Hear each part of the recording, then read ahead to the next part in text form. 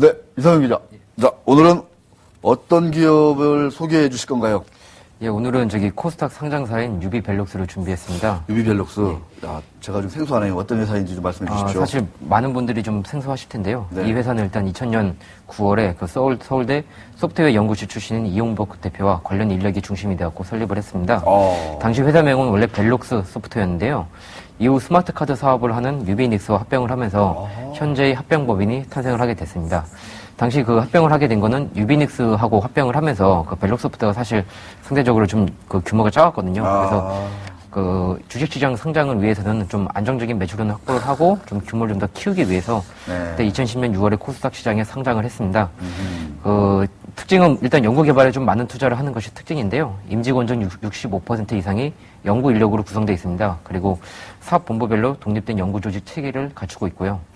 매출 대비 그 연구개발 그 비중이 2009년에 그 7%, 2010년에 6.3%였는데 올해 3분기에 11.7%까지 그 상승을 했습니다. R&D 회사군요. 예, R&D를 상당히 많이 하는 뭐 괜찮은 회사고요. 네. 부채 비율도 30.4%에 불과할 정도로 뭐 양호한 모습을 보이고 있습니다. 근데 뭐 이렇게 얘기 들어보면 그렇게 눈에 띄는 게가 아직은 안 보이는데 R&D 비중이 높다는 거 외에는 또 왜 그러면 가지고 오셨나요? 일단 이 회사를 제가 준비를 해온 이유는 요새 그 가장 최근 이미 있는 그 인수합병을 성사시켰기 때문인데요.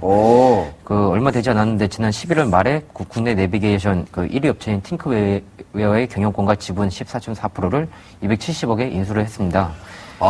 이 회사가 팅크웨어 인수한 그 회사예요? 맞습니다. 그때 당시 주당 인수가격이 23,570원이었는데요. 그 팅크웨어의 기준 주가 11,045원의 경영권 프리미엄을 55.87% 얹어서 그 인수를 했습니다. 야, 팅크웨어 하면은 그 네비 언니 누님들로 유명한 그 아이네비. 예, 맞습니다. 아이네비. 예. 네비. 아이나비인가요? 아이나비죠, 나비. 나비. 예. 네비는 그냥 네비 한 거고요. 아이나비죠. 예. 네. 설마 아이네비라고 적겠습니까, 이름을? 우리 회사 제품 이름은 아이네비입니다. 좀 이상하잖아요. 그렇죠. 이상합니다. 아이나비. 예. 자, 이 M&A가 왜 중요하고 의미가 있나요? 일단 국내 내비게이션 시장의 그 대대적인 재편을 지금 꼽을 수가 있습니다.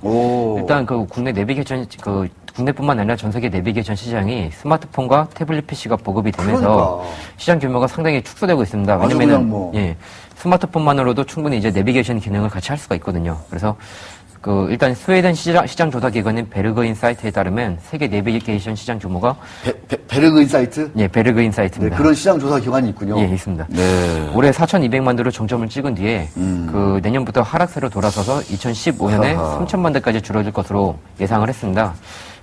마찬가지로 MP3 플레이어나 디지털 카메라 시장이 스마트폰으로 인해 갖고 축소가 되는 것과 같은 의미로 볼 수가 있는데요.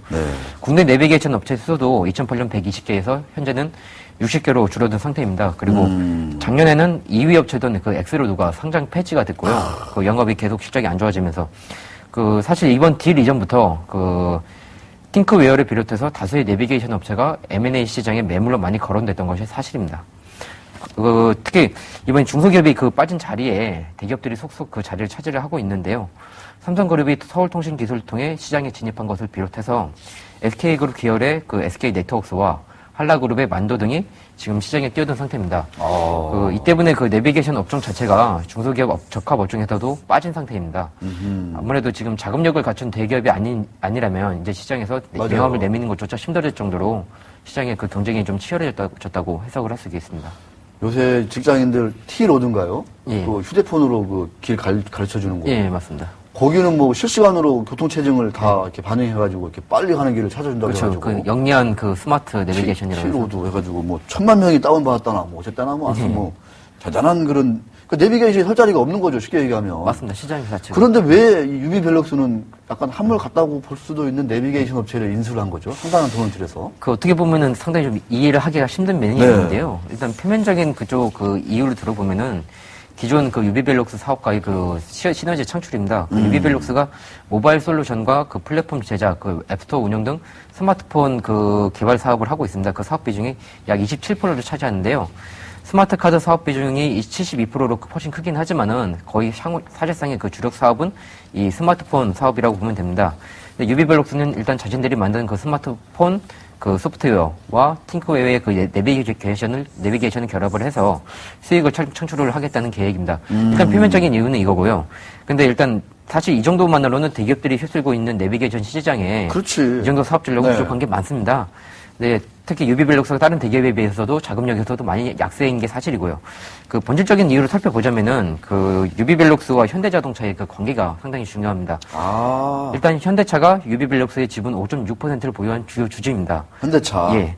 2005년에 그 유비벨룩스가 현대차의 그 차량 무선 인터넷 서비스인 텔레매틱스를 공급하기 시작한 이후 지분 투자가 이루어졌습니다. 그 유비벨룩스가 인수한 그 팅크웨어의 내비게이션을 현대차에 만약에 공급을 할 수 있다면은 야. 그 시너지 효과가 더 커질 수가 있다는 얘기죠. 현대차 입장에서는 그 MN 소프트를 통해서 소프트웨어 그리고 모비스를 통해서 그 내장형 그러니까 자동차에 이렇게 들어가 있는 매립형 내비게이션이라고 하거든요. 네. 그거를 집어넣고 팅크웨어를 통해서 또 외장형 내비게이션을 확보를 하게 되면은 아하. 그 내비게이션 전체적인 그런 포트폴리오를 완성하는 그런 구조를 짜게 되거든요. 이게 팅크웨어를 통해서 그 외장용 예. 겉에 드러나 있는 이렇게 예, 맞습니다. 앞창 이게 달라붙어 있는 예. 그 내비게이션을 공급할 수도 있다. 예, 외장형 매립형 소프트웨어까지 다 이제 확보를 하게 되는 셈입니다.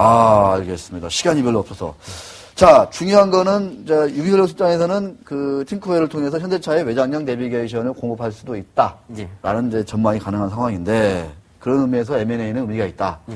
자, 그런데 중요한 거는 이제 이 실적, 예. 유비벨룩스 향후 전망, 이런 거를 끝으로 한번 좀 우리가 꼭 짚어봐야 될 것 같아요. 실적이 얼마나 좀, 어떻게 됩니까, 실적은? 일단 뭐 증권가를 중심으로 향후 전망은 상당히 긍정적인 편입니다. 긍정적이군요. 유비벨룩스의 기존 사업과 그 팅크웨어의 내비게이션이 결합이 된다면은 시너지가 기대된다는 평인데요. 물론 현대차와의 그런 특수 관계를 고려해야 한다 그런 전망이 많고요. 그 두 번째로는 일단 그 올해 3분기까지 매출을 고려할 때 그 지난해 매출이 802억 원이었는데 이거는 무난히 뛰어넘을 것으로 보입니다. 네. 내년에는 매출 1,000억 원도 과시권 안에 들 것으로 보이고요. 10%를 웃도는 영업이익률도 다른 소프트 업체에 비해서는 상당히 양호한 편입니다. 여기에다가 그 이번에 인수한 그 팅크웨어의 실적까지 합치게 되면은 올해 매출 3천억 달성도 가능할 것으로 보입니다. 그 팅크웨어는 참고로 올해 3분기까지 매출 1,465억 원과 영업이익 76억 원을 기록을 했습니다. 그 다만 좀 유의해야 할 점이 있다면은 유비벨룩스의 그 팅크웨어 보유 주변이 지금 겨우 15%를 겨우 넘는다는 점이 변수입니다. 네. 그 안정적인 그 균형권 확보를 위해서는 지분율 최소한 30% 이상은 확보를 해야 되거든요. 네네. 근데 지금 많이 부족한 상태이기 때문에 어디서 가져오죠? 일단 그 장외 매수를 할 수도 있고 또 혹은 기존 그 임원들이 가지고 있는 지분도 10% 이상의 지분이 가지고 있습니다. 그래서 그 지분을 또 추가적인 협상을 통해서 가져올 가능성도 배제를 할 수가 없을 것 같습니다. 15%인데 뭐 말씀하신 대로 한 30%는 돼야 예, 30%. 경영권을 좀 안정적으로 확보한다 이런 의미가 있는 거 아니겠습니까? 예, 절대적인 M&A도 피할 수가 있고요. 네. 그러니까 그 다른 임원들 지분을 가져올 수도 있고 예. 또 외국계 어떤 뭐 투자자한테하고도 뭔가 좀 협상을 할 수도 있다 이렇게 볼 수도 있겠네요. 예, 맞습니다. 알겠습니다. 그 유비벨룩스의 매력은 한마디로 정리하면 이런 어떤 팅크웨어 인수가 좀 상당히 매력적이다 이렇게 좀 볼 수도 있다는 건가요? 사실 근데 팅크웨어 자체의 그 내비게이션 산업 자체는 그렇게 매력적이지는 않죠. 근데 그 매력적이긴 않지만은 현대자동차가 유비벨룩스에 투자를 한 상태이기 때문에 사실 뭐 시장에서는 이번 딜에 있어서 현대자동차가 어느 정도 그런 역할을 하지 않았겠냐 그런 예상을 많이 하거든요. 왜냐면은 그 유비벨룩스 단독으로 이런 식으로 이런 사양 산업을 인수한다는 것 자체는 상당히 부담이 크기 때문에 그래서 그 현대차와의 그런 관계를 좀 고려해야 해서 그런 실적을 좀 참고적으로 봐야 하지 않나 그런 예상이 많이 있습니다. 네, 알겠습니다. 오늘 이상경 기자의 유비벨룩스 얘기했습니다. 자, 수고하셨습니다. 감사합니다. 네.